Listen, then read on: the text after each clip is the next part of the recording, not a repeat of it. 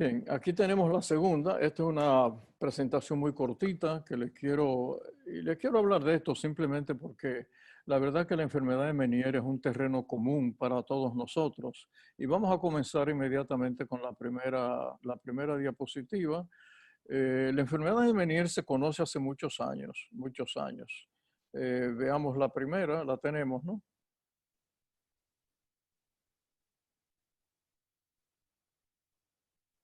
Vamos a ver la primera. Sí, pasemos inmediatamente a la que viene. Eh, en todos los consultorios, clínicas y hospitales aparecen pacientes con vértigo.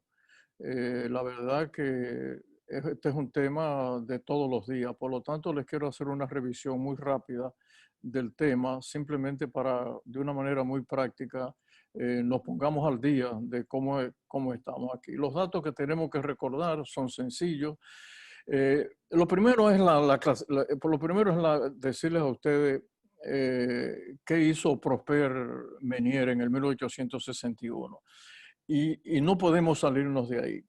La enfermedad de Ménière tiene que tener vértigo rotatorio, tiene que tener el tinnitus, tiene que tener la hipoacusia neurosensorial y lo que se llama el aura de plenitud en el oído. Si no tiene esos cuatro componentes, por favor, no etiqueten a los pacientes como enfermedad de Ménière. Su prevalencia es interesante, más o menos 190 personas por 100.000. Evolución es impredecible, los pacientes tienen 5 a 10 crisis por año y desgraciadamente puede afectar los dos oídos. La próxima, por favor. Vamos a verla rápidamente. De la patología, lo que sabíamos hasta ahora realmente es que es una hidropesía endolinfática y que afectaba, ahí ustedes lo ven, ahí está el núcleo coclear. Y por lo tanto el órgano de Corti. Pero Mersham, en un estudio que hizo en el 2005, decía que esa no era toda la historia. Y empezó a hablar de la prevalencia junto con Martín Sierra. Empezó a hablar de que hay una prevalencia en Europa que nos llama mucho la atención. Y lo vamos a ver ahora en un minuto, dónde y cuáles son aquellos cromosomas que están afectados en la enfermedad de Meniere. Por lo tanto, así ya para el 2014 surge la idea de que hay una etiología genética autoinmune, alérgica en los pacientes con psoriasis, los pacientes con artritis reumatoidea, y se empieza a hablar de que el Meniere pudiera ser una enfermedad autoinmune. Veamos la próxima. Los síntomas prevalentes del síndrome de Meniere conllevan obviamente como decimos nosotros, un diagnóstico diferencial. No voy a entrar en cada uno de ellos, ahí ustedes los tienen. Obviamente que un paciente, hay nosotros en neurocirugía, que se presenta con un colesteatoma, estaríamos pensando un tumor del ángulo pontocerebeloso, que probablemente ese vértigo sea debido a una de estas patologías o una mastoiditis. Pero yo solamente me quiero detener en la migraña vestibular. La migraña vestibular solamente produce vértigo y la verdad que sí les puedo decir que este es un tema apasionante, el de la migraña vestibular, porque todavía no conocemos, y quiero ser muy específico en esto, con un estudio reciente que salió en los seminarios neurológicos hace apenas un par de meses, bajo la firma de Michael Breven, salió un estudio interesante donde él dice que la migraña vestibular no se ha podido demostrar todavía que tenga una base científica. Sin embargo, sí existe. Sí existe. Y lo que podemos decir en este momento, para pasar a la próxima inmediatamente, es que para los neurólogos que tratan el vértigo y encuentran con la migraña vestibular, obviamente que tienen que tratarla como una migraña. Bueno, la próxima, por favor. La mayor incidencia de estos casos está en Finlandia, 513 por 100.000, y la menor en Japón. Esto es interesante también porque por debajo de 18 años la prevalencia es realmente muy baja, pero ya cuando se pasa de los 65 años la prevalencia es muy alta. Y realmente también esta enfermedad de Meniere, ustedes lo van a ver y lo saben, es mucho más frecuente en las mujeres que en los hombres. La próxima, por favor. Ahí está la etiología de lo que hemos aprendido. Obviamente, enfermedades autoinmunes, la predisposición alérgica, la autoinflamación, de eso vamos a hablar en un minuto, los factores genéticos, los hormonales y las infecciones virales. Quiere decir que estos son los 5 temas etiológicos de la enfermedad de Meniere que tenemos que recordar cuando tenemos un paciente que tiene los 4 síntomas prevalentes en este síndrome. Algunos hallazgos interesantes que se han encontrado, por ejemplo, en el saco endolinfático hay una función inmune, hay autoantígenos en el oído interno y se sabe hoy día que también hay reacciones cruzadas de proteínas en el oído interno y producidas por citoquinas y quemoquinas que producen una inflamación persistente dentro del oído. Esto es interesante porque estamos hablando de que esta enfermedad de Meniere, obviamente que tiene un sustrato inmune, y cada vez que veamos los otorrinos, ustedes o nosotros, veamos un paciente con el Meniere, tenemos que investigar la parte inmunológica. Igualmente se han demostrado anticuerpos al colágeno 2 y esa es la razón fundamental por qué cuando se usan los inmunosupresores muchos de estos pacientes mejoran, sobre todo en los primeros años que tienen las crisis. Ese es el primer tema interesante que les dejo. Ahí está el trabajo de Russo, que para mí fue un trabajo esencial en el tratamiento con inmunosupresores para la enfermedad de Meniere. La próxima, por favor. La genética es compleja, pero ahí se los dejo. Se los dejo. Ahí están y lo pueden leer. Los 6 genes autosómicos dominantes que se han encontrado. Ahí está el estudio. Esto también es de 2014. Y estos fueron secuenciados.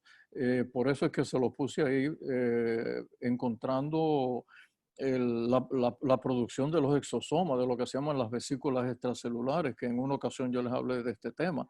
Bueno, es interesante que también es algo que nosotros tenemos que investigar. La pregunta es, ¿le hacemos entonces estudios genéticos a los pacientes que tienen y que debutan y luego siguen con el síndrome de Meniere? Claro que sí.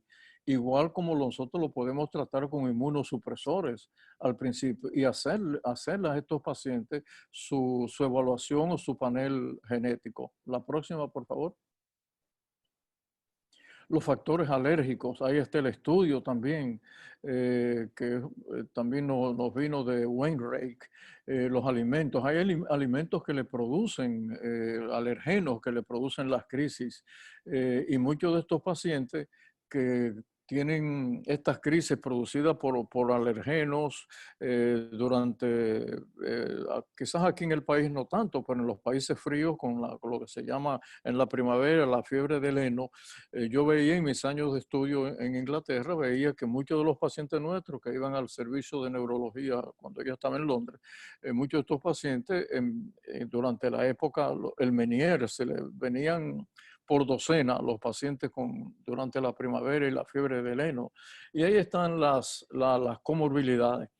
Le quería decir en la anterior que hay un tema que se está tratando hoy día y es la hipersecreción de la vasopresina en los pacientes con Meniere. Entonces, la recomendación que estamos haciendo es que se manden estos pacientes a evaluar el nivel de vasopresina que tienen en la sangre. Y si es así, estamos también frente a un tema de tratamiento. La pregunta sería, entonces, si encontramos una hipersecreción de vasopresina y el paciente con el Meniere no tiene ninguna de las otras etiologías, entonces parecería ser que estos pacientes tendrían que visitar a nuestros amigos los endocrinólogos. Entonces, qué interesante este tema de la hipersecreción de vasopresina en los pacientes con Meniere. La próxima, por favor. Los subgrupos no se los voy a leer, ustedes lo pueden buscar ahí en el estudio de Frejo. Ahí están cómo se clasifican hoy día: unilateral, tardío, familiar, migrañoso, autoinmune, etcétera. La próxima, por favor. Los datos clínicos, tampoco voy a insistir muchísimo sobre esto. Sí les puedo decir que es una enfermedad, es una patología progresiva. Realmente sí es progresiva. Ahora, dos temas sí les quiero hablar. Aquí a la derecha, si ustedes lo amplían, lo pueden ver, lo que se llama el síndrome de Tumarkin.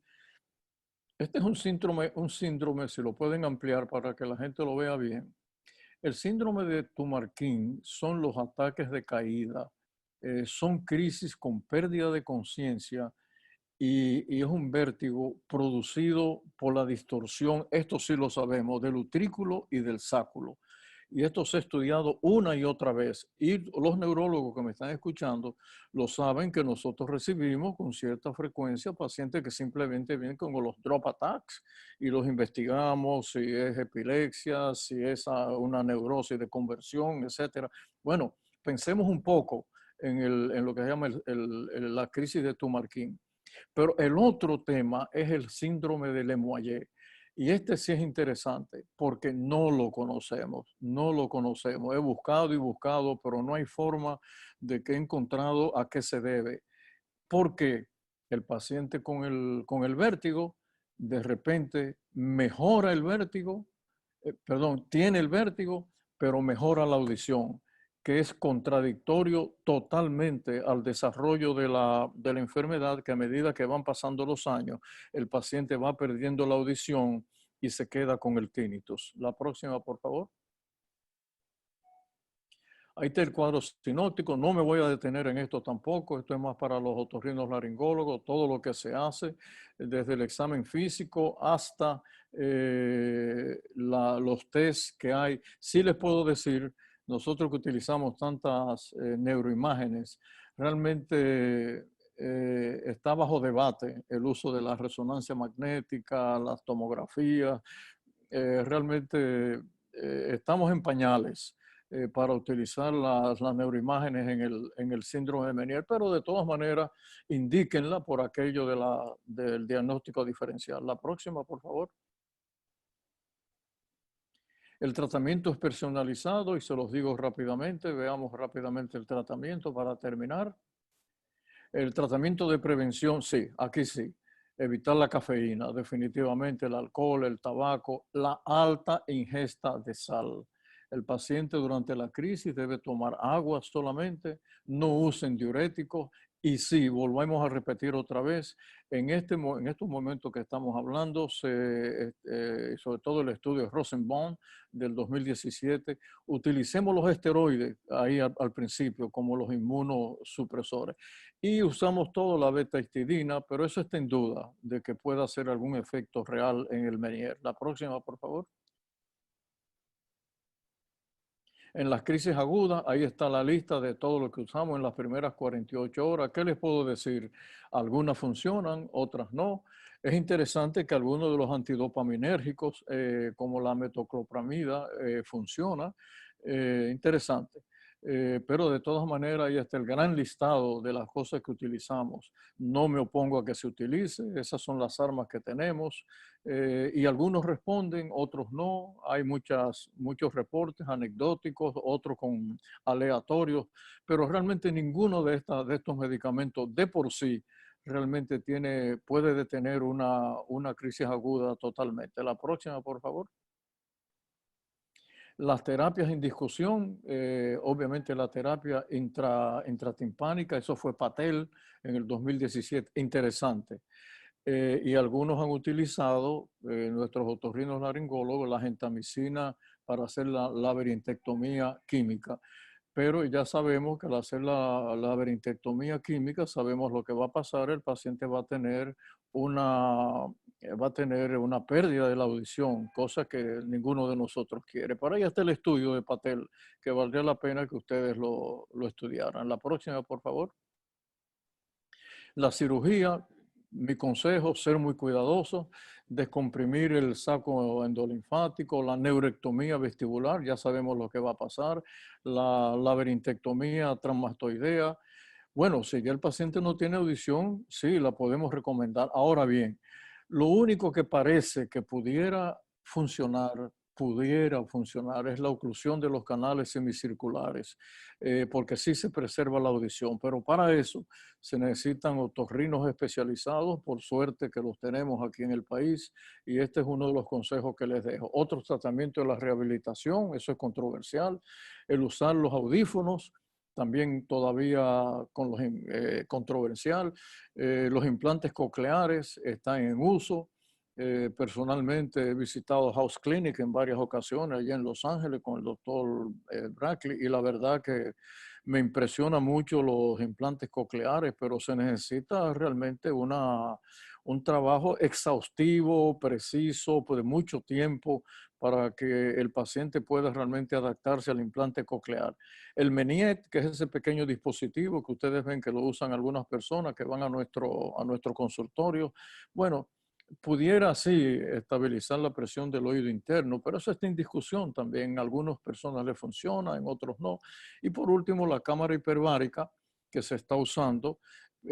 Personalmente, pero es anecdótico, he tenido pacientes que han mejorado en la cámara hiperbárica, otros no. Vaya uno a saber si realmente algunos de estos pacientes entraban en la normalidad, por así decirlo, de mejorarse sin tratamiento. Ahí están las conclusiones. Ya sabemos lo que es el Meniere, no lo vamos a repetir. Es un síndrome crónico, sabemos que los recursos terapéuticos son variables. Insistimos otra vez en la parte de los inmunosupresores. Insistimos otra vez en que los procedimientos quirúrgicos deben ser, todos debemos ser muy cuidadosos. Y por último, que su etiología es multifactorial, como hemos demostrado, no solamente autoinmune, también la parte genética, la parte alergénica, la parte autoinmune dentro del propio oído interno, etcétera. La próxima, por favor. Bueno, gracias a todos por permitirme estas dos charlas, y espero que por lo menos todo, bueno, yo he aprendido de mí mismo, ¿no? Con lo que he tenido que preparar. Muchas gracias a todos, ¿eh?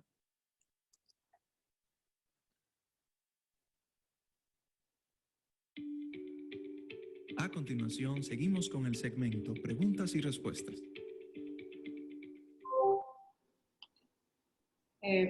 Buenas, vamos a iniciar nuestro momento de las preguntas y respuestas. Para eso tenemos unos 10 minutos. Nuestra primera pregunta va dirigida al doctor Puello. Doctor Puello, de parte del doctor Abreu, pregunta, ¿qué tan cierto podría ser la teoría de que el Homo sapiens se hace más complejo y se desarrolla a partir del hecho de ingerir carne? Sí, así es. No quise entrar en ese tema porque como tenemos la fecha exacta, Abreu, de cuándo desapareció el Neandertal, sabemos entonces el desarrollo del Homo sapiens. Tomó también millones de años, sabemos cómo fue su evolución.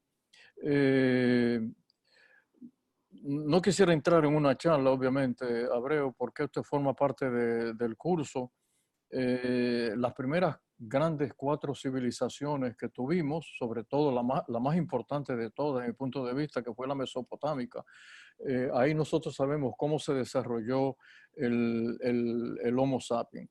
Una noticia, sí, que es interesante, Abreu, es que se han descubierto ya esqueletos y cráneos del Neandertal, y se está en este momento en este preciso instante, bueno, estoy hablando en los meses de este año, se está reconstruyendo el genoma de los neandertales, que desgraciadamente desaparecieron, a pesar de que eran más grandes que nosotros, mucho más grandes, más fuertes. Sin embargo, no manejaban bien las manos, su cerebro era muy pequeño y por eso desaparecieron. Pero es interesante la pregunta. Y luego el desarrollo del Homo sapiens, que como todos sabemos, inmediatamente él comenzó a hacerse agricultor, comenzó a utilizar el fuego, cuando sus intestinos se acortaron, cuando sus manos quedaron libres, cuando empezó a caminar sobre los dos pies, cuando su visión se hizo horizontal en cuanto al horizonte se refiere, empezó el desarrollo de lo que es el Homo sapiens. Y eso ojalá luego ustedes me permitan en algún momento en la sociedad, quizás introducirlos a estos temas, que ya no como un fellowship, sino simplemente para que nos enteremos de cómo nos desarrollamos nosotros los seres humanos. Gracias, Abreu, por la pregunta. Doctor, otra pregunta para usted, doctor Puello, de parte del doctor Franly Vázquez, que está compartiendo panel con nosotros hoy, es sobre, ¿considera usted que el error que tuvimos en la historia, llámese que el hombre se volvió cazador, la mujer se volvió recolectora y la crianza de los hijos, tiene algo o guarda alguna relación con el desarrollo del cerebro y las diferencias entre hombres y mujeres? Sí, mira, de atrás hacia adelante, ya sabemos que no hay diferencia entre los dos cerebros, eso sí lo sabemos, digo, del hombre y la mujer. Sabemos sí una cosa interesante y es que el cerebro izquierdo es diferente al derecho. Eso sí lo sabemos y lo sabemos antropológicamente. El cerebro izquierdo, como ustedes recordarán y lo estudiaron allá en la universidad, en la escuela de medicina, es el gran intérprete. Es el intérprete, es el cerebro que interpreta prácticamente todo lo que somos. Sabemos tantas cosas que antes no sabíamos de él. Sabemos además que el cerebro izquierdo definitivamente cuando funciona, funciona con todas las neuronas.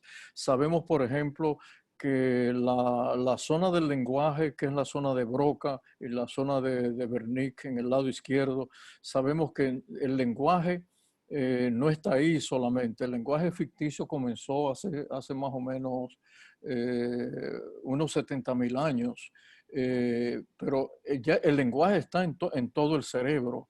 Pero sí sabemos entonces del derecho que es el cerebro de asociación. Esa es la razón por la cual cuando la hija de la neuropatóloga cortó el cerebro de Einstein, porque su padre lo había guardado por años, por muchos años, ella lo cortó, encontró que las zonas de asociación, sobre todo de la corteza inferior inferior y lateral del lóbulo frontal, era muchísimo más grande que la de los seres humanos normales, porque es la corteza la gran corteza de la asociación. Lo que quiero decir con esto, que sí, los dos cerebros son diferentes. Ahora, lo que sí sabemos que entre el hombre y la mujer no existe gran diferencia, pero sabemos más todavía, Fran. Sabemos hoy día que en los últimos 100 años ha ocurrido lo que se llama el efecto Flynn. El efecto Flynn es que en los últimos, exactamente lo voy a decir, en los últimos 101 años, el cerebro de nosotros ha crecido y pesa más que lo que pesaba hace 70.000 años.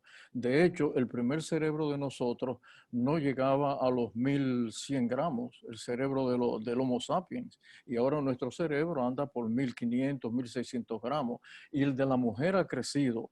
Y eso se debe, tampoco quiero hacer una charla de esto, eso se debe a un hallazgo para mí impresionante, y es que ahora sabemos que la neurogénesis que nosotros pensábamos que terminaba antes de la adolescencia sigue hasta los 30 años de edad y que está exactamente en proporción directa con el uso del cerebro. Mientras más lo usamos, mientras más aprendemos, más aumenta la neurogénesis, lo que quiere decir que nuestro cerebro seguirá creciendo hasta los 30 años de edad. Bueno, de aquí se desprenden muchas cosas que no voy a hablar de eso en este momento, pero finalmente, Fran, sí decirte que no hay diferencia entre los dos cerebros y obviamente que el cráneo del Homo sapiens inmediatamente comenzó a hacerse sedentario, la mujer se hizo recolectora, el hombre se hizo cazador. Ellos entendieron entonces que ya podían vivir en grupos. Es cuando entonces surge la tribu, de la tribu las ciudades, de las grandes ciudades, las grandes urbes, de ahí los grandes imperios. Sabemos cuál fue el primer imperio, el imperio chino. Todo eso lo sabemos perfectamente bien. Pero ocurrió algo y termino con esto, y es que entonces empieza el cerebro del Homo sapiens, empieza a cubrirse de hueso, y es el único órgano en el organismo de nosotros los seres humanos que está recubierto de hueso para protegerlo, porque es único. Y finalmente, la razón antropológica de que eso sea así es porque la función principal del cerebro de todos nosotros es la supervivencia. Esa es su función principal. Y por eso es que se recubrió de hueso en el desarrollo de los primeros sapiens. Ese es un tema apasionante, la verdad que sí, Frank. Bueno, doctor, muchísimas gracias por su respuesta. Si el doctor Romero se encuentra presente, hay algunas preguntas para el doctor Romero. El doctor Abreu le hace la siguiente pregunta. ¿Cuál es la condición de su cuello luego de la cirugía de ALIF lateral? ¿Y cuáles son quizás los signos y síntomas que usted pueda presentar por dicha posición? El micrófono. No se logra oír, doctor. Si puede activar su micrófono. Ok. ¿Ya me oyen? Ahora sí. Ok, perdón. Para mí, yo hago el ALIF lateral en una posición sentada. Estoy más cómodo haciéndolo lateral y sentado que parado con el paciente supino. Así que para mí, más fácil, no me demora más tiempo. Y como dije, para el cirujano de abordaje, le toma a él menos tiempo para llegar al espacio discal que cuando un paciente está supino. Así que bastante fácil. Ok.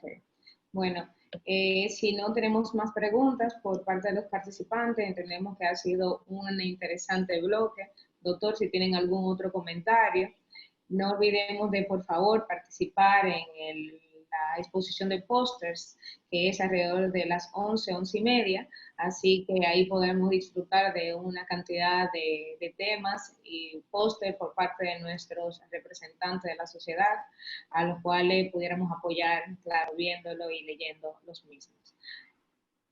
Si no hay ninguna otra pregunta, entiendo que... Simplemente, Ámbar, darle las gracias a Franly y a Luis por haber participado conmigo y, por supuesto, a todos ustedes por habernos escogido. Muchas felicitaciones a la sociedad, a ti en particular, y a los organizadores, a la gente de SMART. La verdad que ha sido una experiencia invaluable el hacer este congreso vía Zoom. Y muchas bendiciones para todos. Igualmente. Muchísimas gracias a ustedes por compartir. Igualmente, doctor.